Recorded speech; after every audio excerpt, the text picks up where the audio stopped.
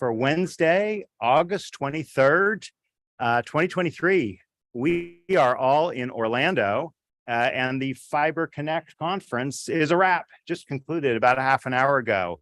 Very excited to be with several people who were at the conference this year, watched it closely. We're going to get their observations. We may even have a couple roving guests because we're still in the hallway where the conference has just concluded. So there'll be some stragglers walking by, but it has ended. So we're not forcing people out of any sessions to come here. Thank you for joining us. If you weren't able to attend the Fiber Connect conference, we hope you've enjoyed the reporting about it on Broadband Breakfast. As you know, we do this program every Wednesday at 12 noon, Broadband Breakfast Live Online. We have a very exciting schedule for the fall that's coming up, but it's actually anchored by an in-person event that's taking place on September 21st, Thursday, September 21st in Washington at Clyde's of Gallery Place. This is our BEAD Implementation Summit. Okay, so it's obviously the Broadband Equity, Access, and Deployment Program, the $42.5 billion program of the National Telecommunications and Information Administration.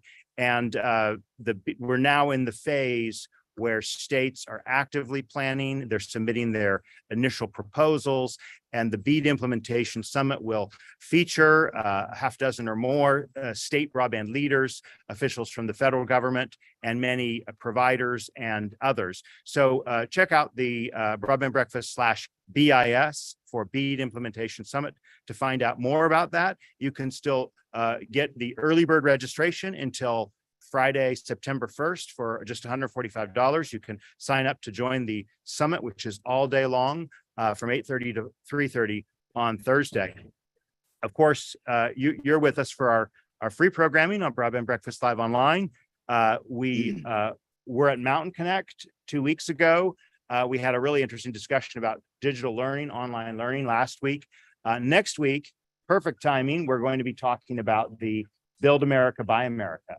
And there was major news on that front. Yesterday, the Commerce Department released a waiver for the BEAD program.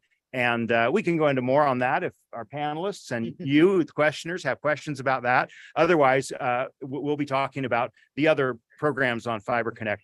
We're also going to be talking about broadband mapping on September 6th, and very exciting announcement about our program on September 13th that we hope to be able to release tomorrow.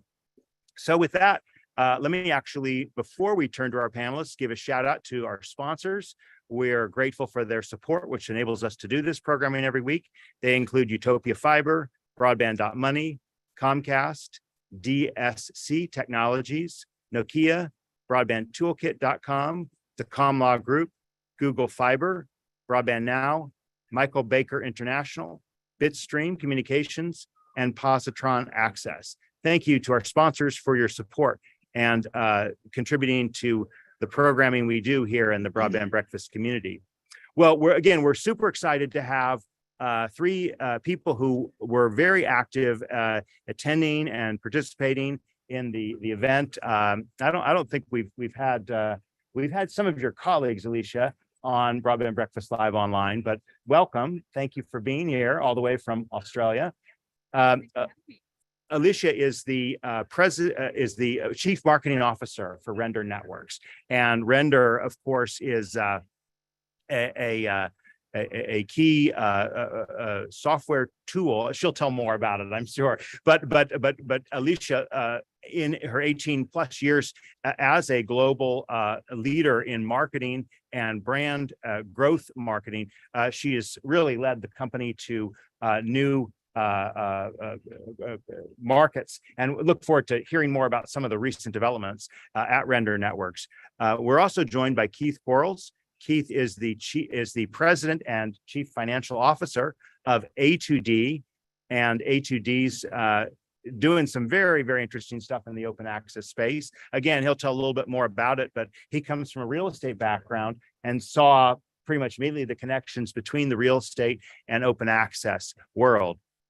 And then batting cleanup among our regular panelists. Again, we will have other people join us for little bit part roles, but Terralyn Whipple. Teralyn is a reporter at Broadband Breakfast, and she's done an exceptional job covering broadband infrastructure investment and deployment, particularly controversies around broadband mapping, the BEAD program, the CHIPS Act, and the Inflation Reduction Act, which really have kind of lent an interesting dimension to the broadband space. And I think your reporting has helped Broadband Breakfast keep ahead of the curve on the way that green energy through the Inflation Reduction Act and the CHIPS Act are interfacing with the Buy America rules and the BEAD program. So welcome to all of you. Let's actually start with you, Keith. Tell us a little bit about Fiber Connect and your experience here. Is this your first Fiber Connect, or what do you find different about this from previous ones if you've been before? Sure. This is actually my first Fiber Connect. Been to several other conventions, Metro Connect, Broadband Community, and so forth. My impression is it's been amazing. I think not just the numbers. I mean, I think we've passed 4,000, I believe. So it is really amazing the turnout. But I will say that what's also probably more refreshing is the energy and the mindset that's here. I mean, everyone is really looking towards the future of broadband, looking beyond the current state of affairs, and at least all of us giving our best effort to serve these unserved and underserved areas. But just a lot more, I think, this year out of other years' conferences, just period. A huge focus on really changing the technology, changing the infrastructure, changing the dynamic of what our communication landscape looks like for the future. Yeah. Thank you. Of course, we're in a hall with lots of traffic, which is part of the attraction, but please do speak up with as good a voice as you can. Say just another word or two about A2D and what's so interesting about what you're doing. Sure. So A2D, we're an open access carrier. Primarily right now we're based in Georgia and Alabama. Headquarters are in Atlanta, Georgia. We've been open access carrier for some time, operating on a little bit smaller scale, but most recently in the last year, we've escalated to kind of past the 10,000 mark in passings and thousands of premises. Okay. So really, it's been an exciting scale up year for us. I like to pride ourselves that we're pure open access. We've got multiple providers in both residential and the commercial space. Yeah. And really pushing the envelope on that model to not just stay in Georgia, but obviously push that through and go to multi-state. That's a whole.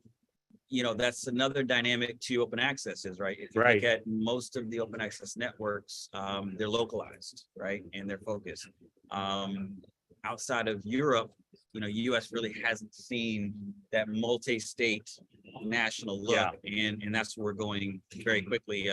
Hopefully I have an announcement for you later this year. Oh, to that effect. I'm waiting with bated breath, Steve. Yeah. But yeah, it's a different look. Our company's more than prepared for that expansion, and we're excited to see where that takes us. Cool. Hopefully we'll come back to open access in this discussion, but let's turn the mic over to Alicia. Tell us a little bit about Render Networks and what obviously you've been here many times. I've seen you before. Absolutely. What was new about being here at Fiber Connect this year? Yeah, sure. I mean, this is my third Fiber Connect, so I think the thing that we always love about Fiber Connect is everyone who's here is focused on fiber. Yeah. So there's no split kind of interest. It really is that we're solving the challenges very specifically for the fiber industry. I think every year it just seems to be a more engaged audience. Now there's a lot of environmental and industry drivers for that. Obviously, for funding coming, I think the maturity of the industry is increasing, and I think the interest around emerging technologies and the role that technology plays in delivering across the board, across the life cycle, and the way that technology is being inserted into these processes, I think is where people are really starting to lean in.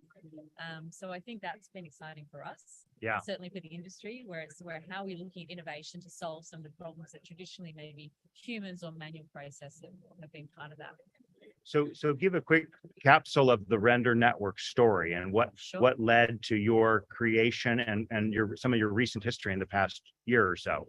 Yeah, I mean, I'm not sure if a number of people across the industry have spoken with our founder, Dan Fleming, who was the head of construction for NBN. So in Australia, we have the National Broadband Network, over 11 million premises. And his founding thought was there's got to be a better way to do this with technology, sort of looking at that huge project. Right. And so I think when he, when Render was founded many years ago in Australia, and obviously US is now a primary and not sole, but very much our primary focus. It's really about, so Render Networks was founded as a digital construction and maintenance platform. Yes. We've expanded more into that customer connection and maintenance area of the life cycle. Just it's a natural kind of move forward, I guess. But really what we focus on is automation from day one, from the start of the project. So where we fit in that life cycle is we take a network design, move that through in an automated scope creation format that then delivers a number of tasks, sequence dependent tasks to the field teams to make sure that they have everything they need to deliver these networks as efficiently, as productively as possible. Awesome. Yeah. Awesome. You've been able to scale up, haven't you, with some recent growth? Is that correct, Alicia? We should have, yeah. So we've doubled our team in the last 12 months. So we've gone from 40 to 80 plus and growing. So which is super exciting. Our presence here is very firm now. We have around 40 to 50 folks here in the US. Mhm. Anything from delivery to product to sales. And I think our projects, through some of our awesome partners who we've had now for 3-4 years, are starting to finish. Some of those are starting to roll out. We're starting to achieve some really benchmark results with those. So I think taking the learnings from those into the industry, but also into our next kind of wave of customers as they're really kicking off their journey is going to be really exciting. Awesome. Thank you again. So, Tara, let's turn to you. You've had a busy summer of attending conferences, broadband communities, ConnectX, Fiber Connect. How was this one different from some of those others? Well, in the obvious way that it focuses on fiber more than any of the other conferences. I also agree with you. It's a lot of energy here. There are a lot of people who are excited about fiber, and a lot of the conversation I noticed was focused on BEAD and all this money that's coming, and how they're going to implement that. And obviously there's the fiber prioritization in that. And so there's just a lot of excitement about that, like more fiber coming out, more expected in the future. Yeah. Did you get any insights that you hadn't had from some of the other conferences that you've been to? Yeah, it seems to me that there's less of a conversation about whether or not fiber is the future. And obviously this is a fiber focused conference, but it definitely was more of a, how do we get this everywhere? Rather than let's get fixed wireless in certain areas, you know what I mean? So. Right. Absolutely. And I had the chance to attend Mountain Connect 2 weeks ago, and there was a little bit of a discussion about fixed wireless versus fiber, perhaps in a way that you didn't hear here at Fiber Connect. We're gonna talk about other topics as well, but we do have opportunity to get other guests in here, and as I said, we're still on the floor where panelists, or not necessarily panelists, but attendees have been attending. I'm going to go ahead and introduce an additional guest. Come on in. Hey, Craig Corbin, ready.net. Tell us a little bit about what you took from this event, Craig. And I didn't give the other key credo that many in the world will know, the broadband universe. Absolutely. Yeah, what a pleasure to be here with such an esteemed panel on Broadband Breakfast Online live. It's been a phenomenal couple of days. I think that for those of us that have attended Fiber Connect in years past, this one has taken it to an entirely different level. I think the content for me was off the charts. Right. Hats off to Rich Williams and the team that assembled so many phenomenal speakers. I was just mesmerized with so many of the panels. Had the privilege of moderating one panel, getting to tell the story of the Craighead Electric utility and creating their Empower ISP. Very inspirational, a great example of how it can be done. But it just seems like everywhere you turned, it was a challenge of knowing which way to go because you didn't want to miss any of it. But the excitement, I thought the exhibition floor was bigger than ever. It really is rivaling some of the shows in different industries that are on a much larger scale. Absolutely. So JJ and Gary and everybody with the association outdid themselves this time around.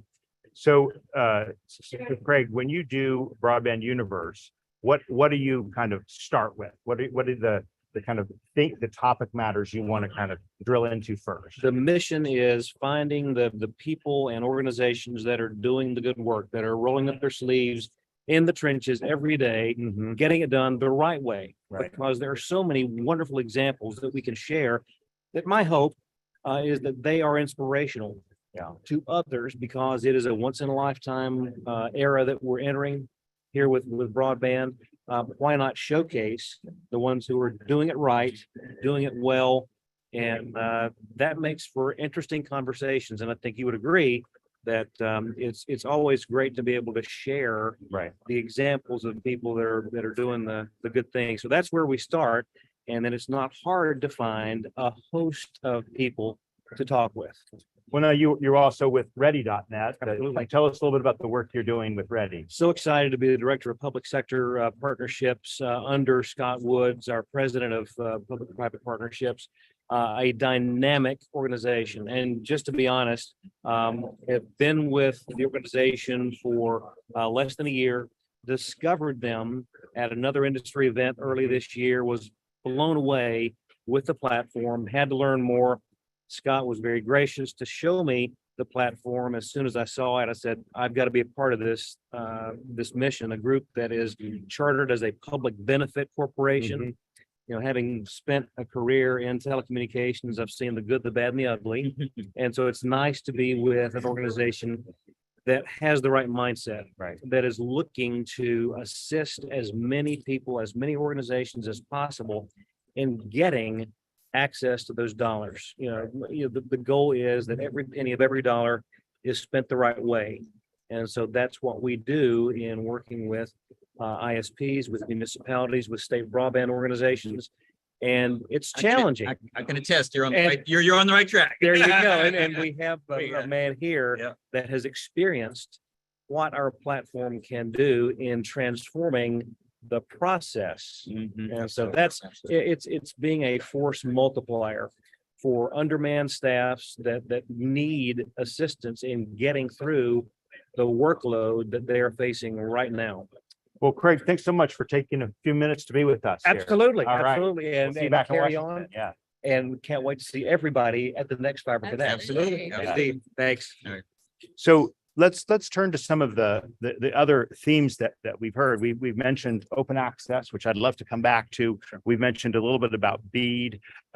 Another point I heard was about service versus construction, right? And this was echoed in a couple of comments about how the fiber is so reliable in some ways that we maybe haven't had that focus in the fiber industry on customer service in the sense of fixing breaks, because they don't really happen, right? But what do all you think? Let's turn to you, Alicia. What are some of the themes that you picked up here, either in the sessions or in discussions outside of the floor or elsewhere?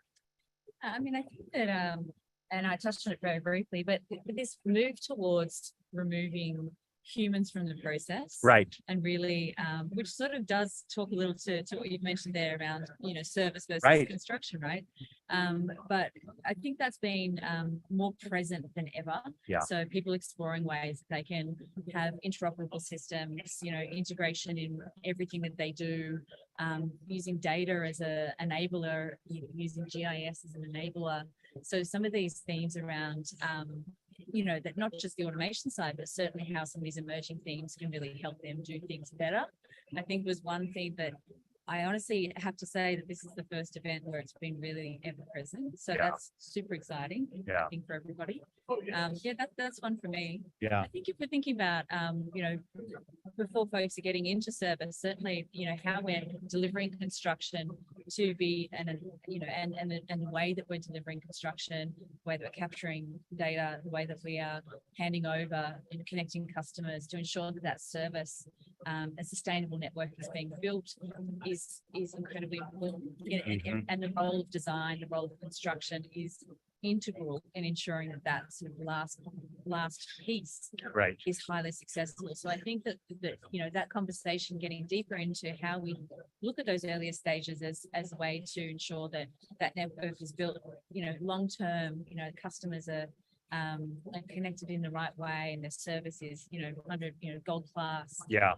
They're maintaining the network in the right way. So I think data throughout that process plays a huge role. So, I think that's something we can explore as an industry next. I mean, there was definitely a, not just to your point, not just in the forums, but narratives among kind of my fellow operators and Yes. and carriers is there is, and there will probably be more focus on sustainability after. Talk a little bit about that. Talk a little bit about sustainability. Yeah, so I'll look at it kind of a couple ways, right? So we've all been through CAF 2, CAF 1, and some of the things that happened there where, we were kind of here before, right? Big money coming down, but then after, where did that money actually go? Not just necessarily in construction, but where the end user is the goal, right? Right. Creating a better experience and making a change for that end user, whether that's the home or the business, whatever. And so I think there's more focus on that. And so then from our standpoint, from a carrier standpoint, we're now looking, okay, it's not just about the build, right? The build is one part. Yeah. So of course, yes, you have to, as you said, you got to build it efficiently, build it properly, so that, we're not putting something in the ground or up on the poles that is going to cause some disruption. But what does customer service look like after? What does pricing look like after? Right? But what is the sustainability? Yeah. For the future services that are going to come? Is sustainability, and it's okay if it is. Sure. Is it kind of a code word for burying fiber? Because if we're doing, aerial delivery of fiber can be cheaper. But I think the point you're getting at, and I'm hearing this more and more, Keith, is that storms come through and they do a lot of damage to poles, right? Yes. And yes, so, yes, yes. what's the kind of cost difference between burying and putting fiber on poles? It's astronomical. I mean, it does make the difference. I'm the guy in our firm that has to kind of run the numbers. Right. Right. So it is up. But yes, preferred on all of our application or all of our deployments, we try to put as much underground as possible.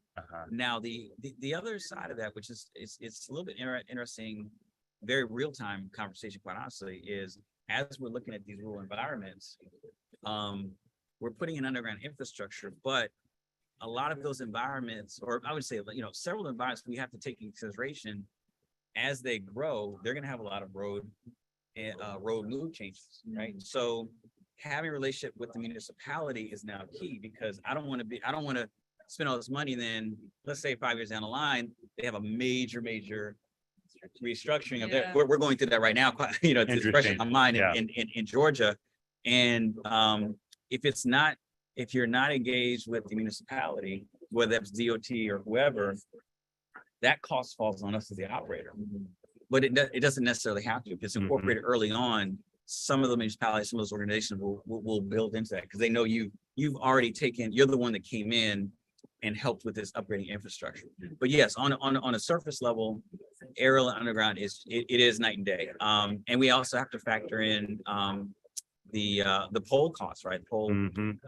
So So by night and day, you mean to say it's more expensive to be underground, or it's more expensive to be underground, night definitely. Yeah. And the O&M is much lower. What's O&M? Oh, sorry, operation and maintenance from an outside plant is much lower, because I don't have to pay the pole fees. Right. And so and with technology, you can locate the break with the OTDR test. I forget, I won't say the acronym. You can shoot light through the cable and locate, where those breaks I are. guess what I'm getting at Very is, efficient.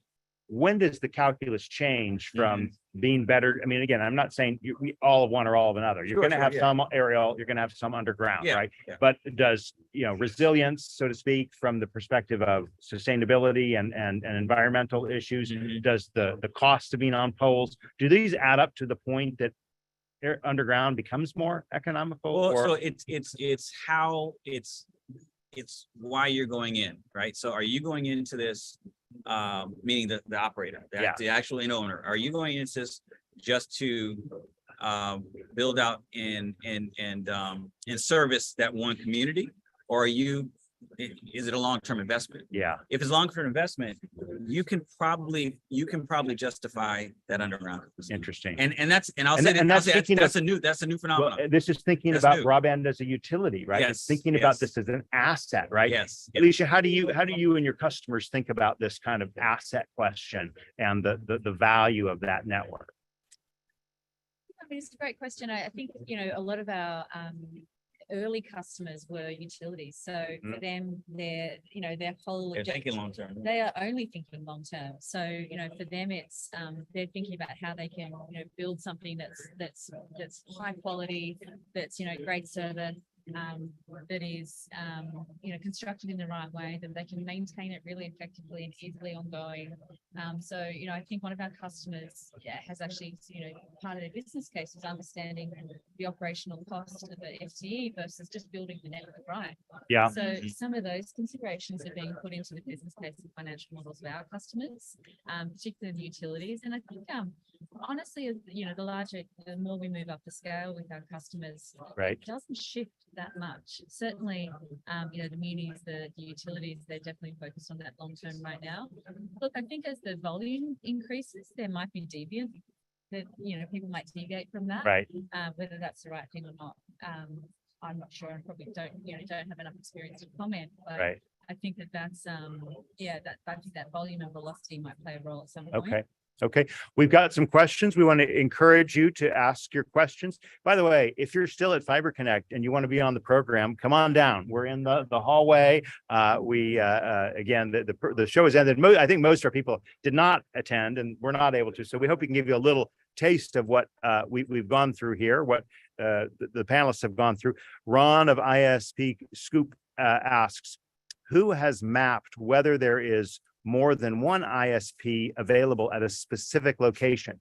Hasn't a lack of competition been responsible for the US being more expensive than other industrialized nations? And just continuing in this great thread, Ron's asking, should we define underserved as a location where only one ISP is available and the infrastructure is owned privately, thus prohibiting competition versus open access? Okay, a lot in there.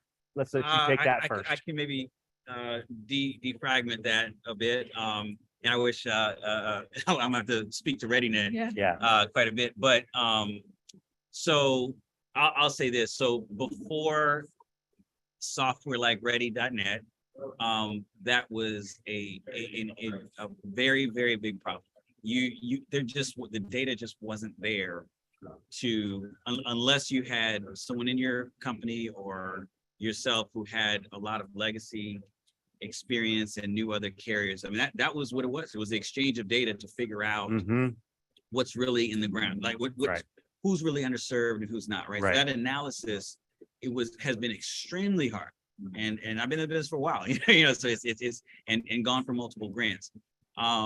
With software like ReadyNet, to maybe get to a little bit more, is they've done a good job, and I promise I'm not trying to promote them. They have done a good job of categorizing, okay, yes, by FCC standards, here's what's unserved and underserved. Okay. Right. But then there's other categories. It says, likely or arguably.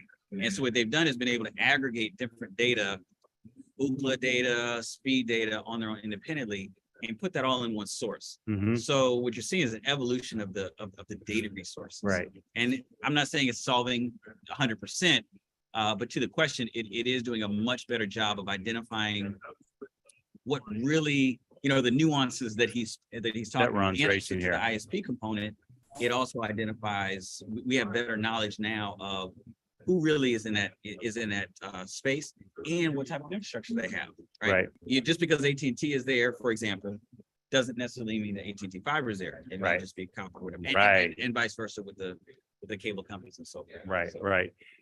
What does Render do in terms of showing your customers availability of networks, or how does Render networks link with other platforms? Yeah, so I mean, I think probably that funding example is a good one. So, we don't necessarily show the unserved locations, but we can certainly inject the design with that location data. Right. What that will enable us to do is actually just then, label polygon any, and a number of our customers, Stemsea, so Southwest Tennessee membership, Craighead, they've used this technology already in some of the existing funding programs.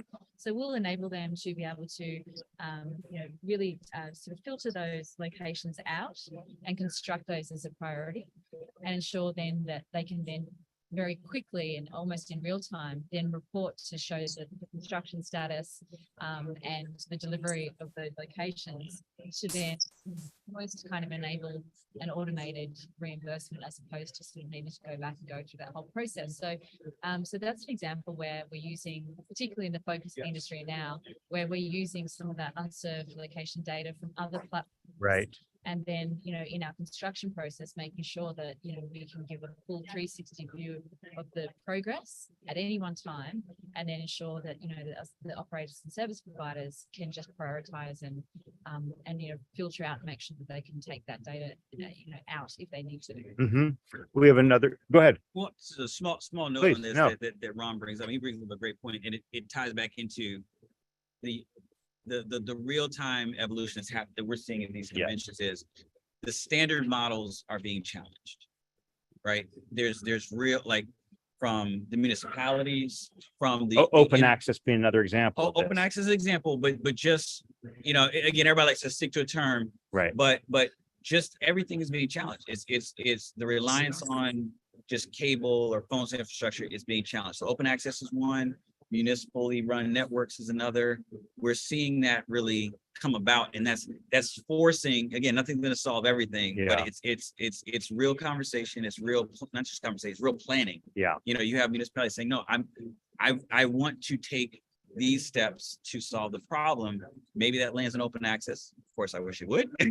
Right. Maybe it engages in another quasi model, right? But that's what's happening. To Ron's question is have a little faith that the industry is, folks here are really trying to push to make a difference. We have another question from Alyssa Tracy. Make ready liability insurance has become a huge expense. Many community projects have had to face or stall their projects. Who'd like to speak to this? I don't even know what make ready liability. I mean, what make ready is, but what is make ready liability insurance? Have you run into that term? Well, let's talk about make ready. Let's talk about make ready. Okay. I have. Okay, I kind of read another question. Sorry, I apologize. I got distracted there. So make ready is basically the when a new carrier has to put their infrastructure on pole. Right. That pole owner has to make that pole ready. So they have to either move one or two things happen. They have to move the other infrastructure up or down. And sometimes, and in other times, have to insert a brand new pole because it's overcrowded, can't handle the way the poles may be too old.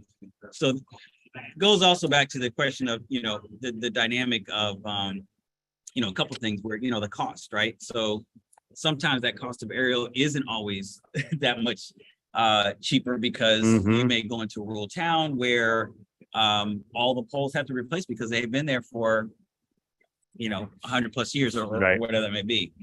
In your metro markets, make ready is a big factor. We're dealing with that right now in Georgia, where there may already be two providers there.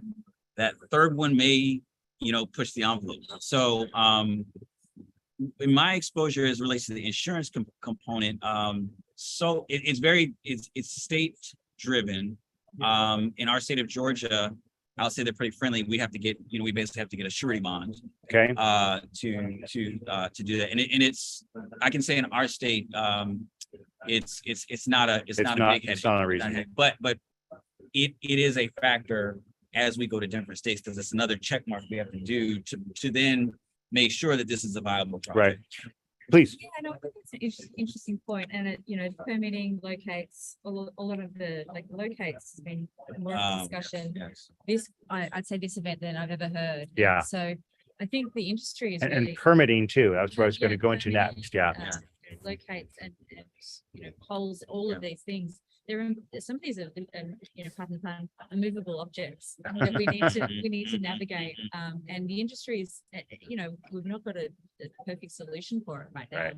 But I think there's ways that people think about it and really, getting ahead of the curves. Whereas kind of ordering materials a year in advance now, people are very much thinking about how far in advance they can be planning and Yeah. thinking about planning for some of these things. Again, using technology. Yeah. Yeah. I'll wrap up and then head over to Well, no. Yeah, I was gonna yeah. piggyback a little Yeah, deeper. yeah, I mean, you bring a good point. Locates versus is really to our core. Yeah. Stalling out projects, right? Everything will look good on paper, budget, whatever. I would kind of position to some level that a locate problem could be a little more, again, depending on where you are, a little more solvable than the pole problem, because on the locate side, I've seen cases, we haven't had to do it yet, but I've seen cases where if the locating of the utilities is slow, that municipality, let's say Storm Sewer, they'll allow a third party, they'll agree to have a Right. third party. Now, granted, we have to pay for it, Right. but it enables our project to move forward. Yeah. That doesn't exist. I've yet to see that exist on the pole side, because you're dealing with electrical co-ops and they're very beholden to their to their poles. Yeah, very big. Yeah. So very rarely do you see, okay, we'll engage one company. Now I think I maybe have seen something on maybe it was in Kentucky or something like that. But the dynamic is there, and so far for us, it's been easier to solve it, avoid delays from an underground than issues up on the pole. Let's talk just a bit more about permitting. I know you did a story about some discussions of the permitting process. There maybe even two stories. Tara, can you just summarize what those were about? The problems with. Well, permitting? what was announced, the permitting front, on the permitting front? Or maybe it was a person from the White House Office of Permitting. That we had a story about this Yeah, just a few days Permitting ago. Yeah, Council. that's Yeah. right. Yeah, what was that about? I'm trying to remember. It's been a little bit. The Permitting Council is a federal agency Yeah, from the White House that deals with coordinating between interagency permitting right. concerns. So a lot of different agencies are responsible for different land management things to do. So their goal is to help large infrastructure programs be able to kind of streamline that process and coordinate between the agencies and get these permitting things done.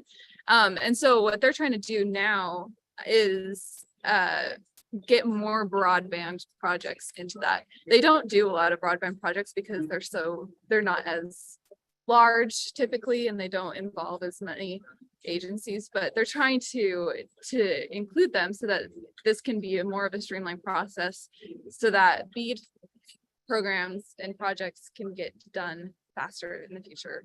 So Well, that's kind of. And I had a chance to see part of this presentation, or maybe there were multiple presentations from the permitting council, but this is not just an issue affecting broadband, right? In some ways, it affects a lot of issues with the Inflation Reduction Act and the green energy projects that are going on. There's a big conflict, if you will, between kind of typical environmentalists who don't want any development anywhere, and those who want new clean energy developments. And so I think this gentleman here on the permitting council, Eric Beigel, I'm not sure how they said it, right? No. But anyway, this is a story you wrote about permitting council asks for broadband industry coordination. And Eric spoke about the role of this council in facilitating coordination between, I think there's a lot of environmental reviews and NEPA and others. And I'm not sure how depending on where you go. Right. Yeah. I mean, we had one, I think out of the years, we had one project where we had to go through a watershed. It was, going through, swamplands, things of that nature. So, so you have some experience with that. And one was boring under a river, those types of things. So, so I could definitely see how, I mean, look, the reality is with all of this construction, all of these deployments, it's going to be tough on the local municipality to keep up. Yeah. I think that's the overwhelming, and it's going to affect, the pace. It's going to affect timelines. We're going to, I think collectively as an industry, as he said, then we're going to have to prepare for that. Right. Because projects will get awarded and they're going to start. And the existing, whether it's in the air or underground, those existing right-of-way owners are going to need some help. Ron asks people to introduce themselves, and we've got, obviously on the page for this event, we've got our bios for our panelists here. Alyssa is also asking a point about I guess it's more of a comment, subsea cables and the role of subsea cables. The thing I would add is that there's a lot of issues that do need to get sorted out, building on what you just said, Keith, right? There's going to be controversies, right? And we've talked a little bit about one of these, permitting, right? And the federal is just one layer to it, right? There's also the state and municipal layer, which is when you need to. Another big issue is the Buy America rules. And there was actually some news on this front. Tara, do you want to just summarize what we just heard from here at Fiber Connect? Sure. Yeah. So yesterday the NTIA released their BEAD waivers, which we've all been waiting for a long time. So this will give providers some wiggle room for Buy America requirements in BEAD. Not change anything for cables, but they do take away the 55% component cost for fiber electronics. And that's actually pretty big news that we may have missed in the first version of this yesterday, to talk just a bit about that 55% requirement and what is and isn't applicable under that rule. Sure. So through the Buy America provisions, they require that all components to any fiber electronics are US manufactured, or at least 55% of the cost of those components are US manufactured, and that they're made in the United States. So there's two components that make them BABA compliant. So in this new waiver, NTIA is waiving that second requirement, that 55% cost of the electronic is made in the United States. Right. So, and I think I had a quick second to look at the actual, say long, it's a couple of the components, right? Not everything, correct. Yeah, it's 4 different components, OLTs, optical line terminals, and ONT, optical network terminals, and a few others like that. The others, there's a complete waiver of, right? So for other non of those 4. Probably the transport. I haven't looked at it fully. I sent it to my guys to to quickly analyze, but the 55% requirement, I think, does apply, at least on my read of it, to fiber cables, not the electronics, but the cable underlying it. Anything you want to add on this issue? No, you're right. All the other electronics are completely waived for that requirement. This is a big thing, and it's exciting. This comes right after the Nokia announcement of their big plant in Wisconsin, and it'll just help all these BEAD builds be more. Broadband Breakfast just hosted a conference 2 months ago, the Made in America Summit in Washington, kind of in some ways a predecessor to our BEAD implementation summit. And one of the big panels on this discussion, the future of Buy America requirements, and we had folks from the Fiber Broadband Association, which puts on this event, the Telecommunications Industry Association, and the Wireless Internet Service Provider Association, and they were all very negative. Right? Do you remember that just 2 months ago? Absolutely. This cannot be done. Unless there's a blanket waiver, we were hearing them say, BEAD is not going to happen. Well, somehow a lot's changed in 2 months. So Which is a testament to the industry. I mean, there's people coming together and solving it, right? Right. So they're the things that we need to be doing in some of these Right. bigger issues in a very short, condensed amount of time. We don't have a lot of time. Mm-hmm. So I think, yeah, that's a testament to the industry. What are some of the other big issues that you sort of hear from your customers and that you're confronting sort of that are facing the BEAD rollout? Labor's big. And again, it's shifted a little bit as far as, I think there's two splits. There's kind of a skill element, which I know that the industry as a whole is looking to work and upskill and make sure that we've got the right folks, available for the demand that's coming. But I think in, just the sheer volume and being able to access contractors that are available, and then, them having their own resources available is a huge challenge for all of our projects right now. And I think some of our guys who are maybe turnkey providers who have long-standing relationships, that long-standing relationship is where it's really serving them to make sure that they're fully serviced for the coming projects.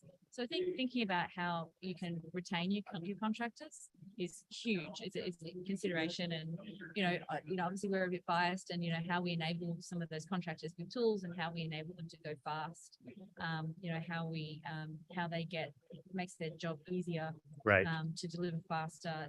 Those are considerations, definitely, but the issue is much bigger than the technology that they're using. So I think retention is the focus. Right. Yeah. Well, so there's kind of two sides of this supply chain labor issue, right? I mean, one is the labor and finding the skilled workforce, and that's kind of both a long-standing issue and a crunch issue. And then there's the issue of sort of supply chain shortages. And I was kind of surprised to hear, just again hours ago on the floor, that even though like last year and the year before there were like 52-week delays on fiber, Gary Bolton of Fiber Broadband said it's actually now down to weeks, right? So some of those shortages are gone. So I don't know if that kind of alleviates some of the pressure on the supply end. Maybe now the labor is more the issue. What do you think, Keith? Yeah, I mean, so I've been in long enough to go through the BTOP cycle, right? So we went through this before. Yeah. and BTOP experienced the same thing. So I'll say I think the industry will be more prepared for it. But definitely we did experience exactly what you said. I mean, last year or the top of this year, 52-week lead times, our equipment, like everything was just insane lead times. But yeah, it's definitely coming. And these are, there's nuance within that, right? Like there's what the manufacturer has to say, so forth. And then, but once you put in the order, sometimes that changes and you're able to, there's nuances and everything. But yeah, I think we'll be more prepared for it. We have seen it come down initially. But it will, it's just the nature of the beast, right? It's as 40-some billion gets deployed. At the root, I'm a construction guy, and in my former life, real so estate. And I know it just happened. But you're absolutely right. It's labor. The other thing I was going to add is to the original question about the supply and labor. Well, no, when you're asking what do we see as some of the challenges possibly in BEAD, please, would also be the letter of credit, which we know. Thanks. Talk a bit about that. Yeah, that's a big one that's also controversial or trying to be solved. So it is a limiting factor. I can say that, as a network owner and operator and guys that are actually going for this is it as it stands right now. There are efforts to either get that eliminated or get it adjusted that I'm aware of. But it is a tough thing because it does eliminate the ability for new entrants and even experienced new entrants, right? So you have I'd say in the last kind of since RDOF, there's been a good plethora of operators who may have come from other large companies, I like cable, whatever, and they want to get in the fiber business. Even electric co-ops, right? I mean, they basically were new entrants in RDOF, right? And they had to there was a provision that allowed them to use their electric books as Absolutely. evidence, Yeah, right? So that's an exactly. example. Yeah. But outside of that, it creates a tough dynamic for a small company or mid-sized company Yeah, to get the level of investment and the type of investment that's needed. yeah, There's a mismatch, right? Right. There's a mismatch between where the money is, what their model is, what the operator wants, and then what BEAD wants. Right now, it's not very smooth Yeah. right now. So Yeah. but there's good thing is there's some active movement on trying to get some movement. So we have just a few more minutes before I turn to everyone to just give their final thoughts on their takeaways. I want to just maybe engage a little bit more on the open access question, Sure. Keith. And could you just speak a little bit more on so again, most of our audience will know a little bit about this, but what does it mean and why is it significant from the perspective of changing business models, right? Sure.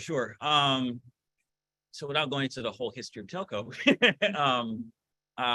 the attachment of service provider and infrastructure provider have obviously historically always in the United States have been the same. Right. And we've gotten very, very, very, very, very used to that. And what open access does is basically it attempts to separate that. Right. And I would say it not attempts, that's what we're doing. So it basically says, okay, I'm an infrastructure provider. I'm treating this thing really as a utility. And as we know, we're living this change, right? That it's not just a luxury. I'm old enough to remember when cable first came out and it's like, this is nice. I have, it's extra entertainment, right? But as we're now in the era of critical services, treating as a utility is really basically saying I'm separating it from the service itself, right?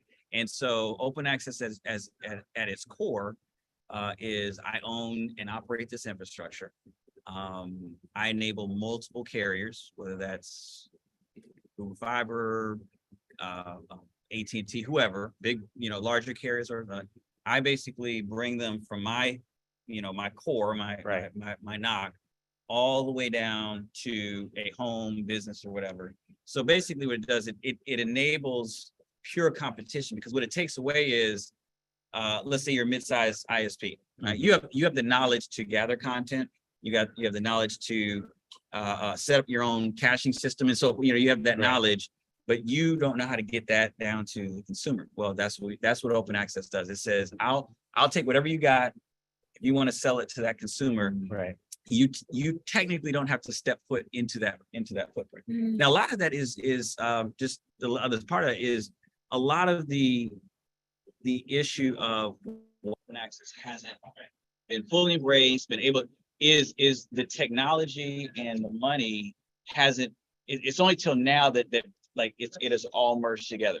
Right. For example, some of our early developments in Alabama, half the market didn't know what Roku was. Right. So how do I go? I didn't get that. Could you try again? Open access represents is the transition of, goes back to, we're used to this platform that we have at our home. Right. Let's just talk about homes, right? How do I go from that to something new? And we didn't really have, it was clunky, right? First it was Roku devices, then it was, TV. Okay, well now I know how to do it. Well, what's the content I want to watch? Is that content available? Yeah. So I think what you're saying is kind of like the way TVs become over the top, maybe enables the thinking that allows a kind of an open access model. Absolutely. Yeah. Open access started just from internet. And then it was like, okay, I get it. Yeah. But then new services are available. New services can be like telehealth services, right? Exactly. There's so that's the next generation. That's the, that's where we go next. That's where we go next. Is what are the other services now that we live in this world where content has the ability to get to you without necessarily your cable provider or your phone, ILEC in our world, now that that's open, what does that look like? And that's where, hopefully, we're in the middle of pioneering that. And there's absolutely been lots of discussions and conversations here at Broadband Breakfast. We've reported quite a bit about open access. We've done certainly many events on that. Alicia, and National Broadband, NBM, National Broadband Network. Yeah. I mean, it's an open access network, is it not? To an extent, not in the same way here. Okay. Yeah. But I think, what I like about open access is that it's very much customer driven. It's Yeah. customer first in its design by nature. So I think, for us in, a lot of our customers here, but and also in the NBN, the NBN in Australia was the only for a long time was the primary fiber broadband network. And so they needed to be all encompassing and provide all of the services through one network essentially. So, customer first with them. I mean, there's a bit of that, but I think, as we're dealing with, some of the networks here who are delivering an open access model, Strata Networks is one of our customers. They're building Lehigh City as an open access network. And so we're really excited to see what that means for the communities that they're serving. Yeah. Yeah. If I may add a little Please. bit, so what you're seeing in the US is different variations of open access, right? It's one may be starting out with one carrier, that's available, and then hoping that other will come to that year. But there's one consistent thing, and that is infrastructure and systems first. Whereas before, legacy was I'm concerned about the content and service. Are you getting just enough to be okay? Right. Whereas if you kind of the common thing around open access is I want to make sure that utility, that infrastructure, that system, it is sustainable and is, I hate to say future proof, but Right. maybe future ready, if you will. Okay. Right. That's the number one focus. That's why A2D. That's when we got in the business of open access, 2008 or so, 2006. That literally was a focus. That's what got me in it. Is okay. I get this. If I have the best infrastructure or the infrastructure that's set for the future, we're not doing anything magical, at the end of the day. But we're ensuring that the infrastructure that delivers your content to you as a homeowner, business, whatever, is prepared for the future. It's not based on 1950s and 60s standards and so forth. Right? Yeah. And you're not putting your customers into a box. You're very much providing something that is a holistic. Exactly. And indirectly, we're looking out for the customer. We're saying, I don't customer X, you may only need 100 meg. That's fine. But guess what? I'm my infrastructure. You may be a customer that needs 10 gigabit. And you're working from And you home, can provide whatever. it. You can We- roll it up, ramp it up, That's software right, that's defined right, that's networking. right. You may be a It's gamer, available. today's where my Yeah. son is a gamer, and Yeah.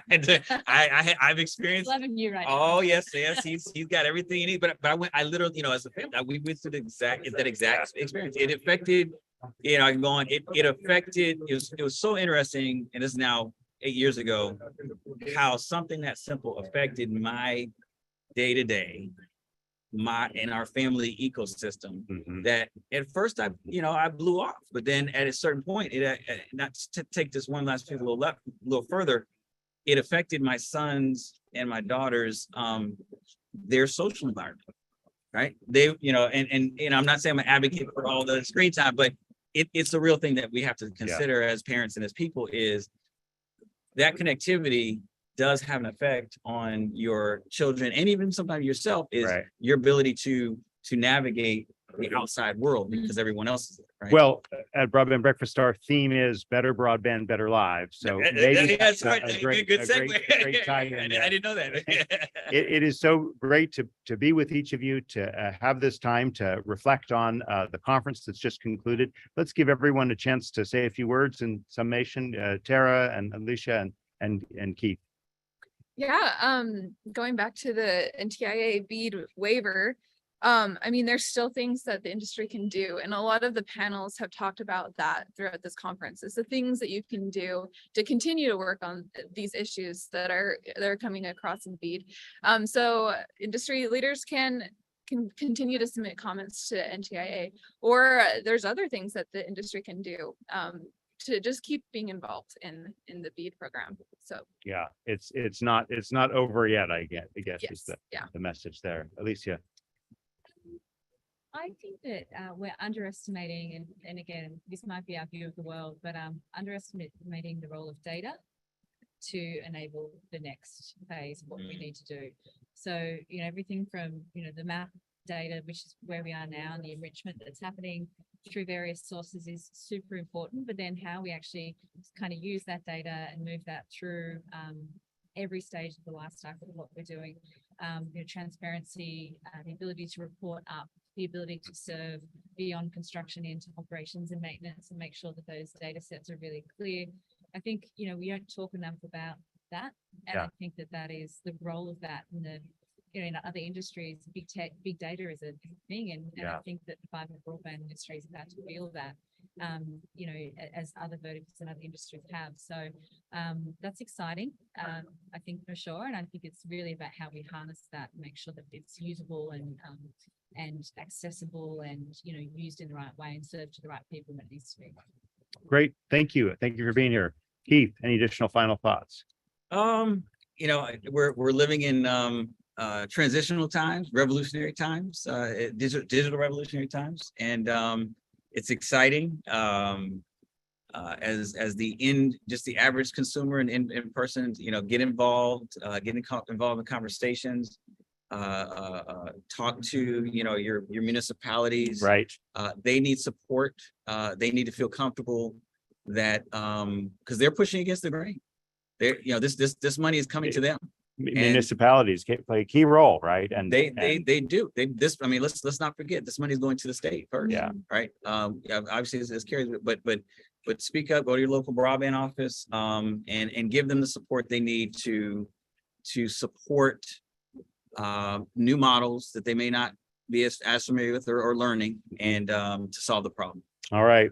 Well, that will have to be our last word. Don't forget that we'll be back next Wednesday at 12 noon Eastern time for another Broadband Breakfast Live Online on Build America, Buy America, very timely topic. And sign up by September 1st for the BEAD Implementation Summit on September 21st. On behalf of our guests, Alicia, Keith, and Tara, I'm Drew Clark, and I'll see you next week. Take care, everybody. Bye-bye.